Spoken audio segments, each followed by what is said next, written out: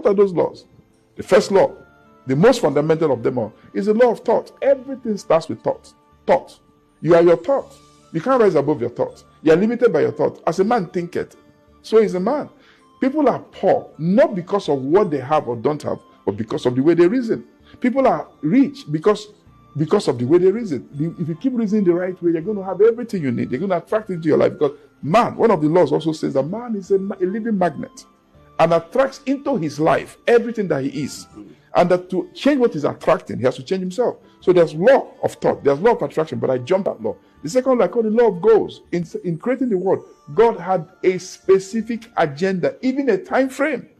He did it in 7 days. I don't know whether those days are 24 hours, but he did it in 7 days. On the seventh day, he rested.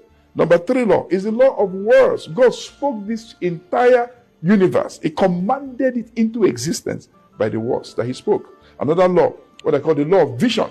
Everything is created twice.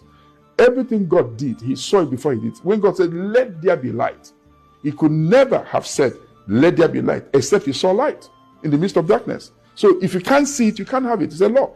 Then there's the law of faith. All things are possible. Nothing is impossible. In fact, if something does not exist and you decide, God will create it just to satisfy you, which leads us to the law of prayer. You can ask God for anything. For the law of prayer simply states, said, don't worry about anything. Pray about everything. Don't forget to thank God and keep on praying until you get the answer. It's law of prayer. And then there's a law of decision. Nothing becomes dynamic until it becomes specific. You have to be decided.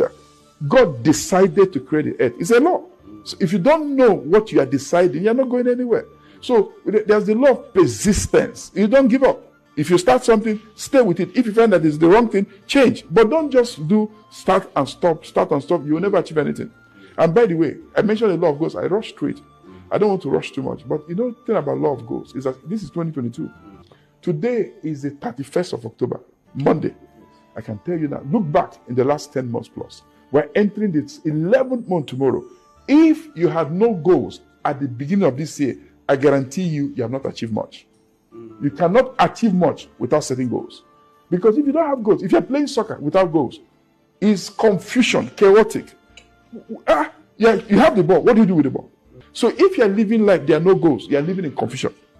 By the way, what will become your goals are your problems. Every time you have a problem, it becomes your goal. When you solve it, you say, what's the next problem?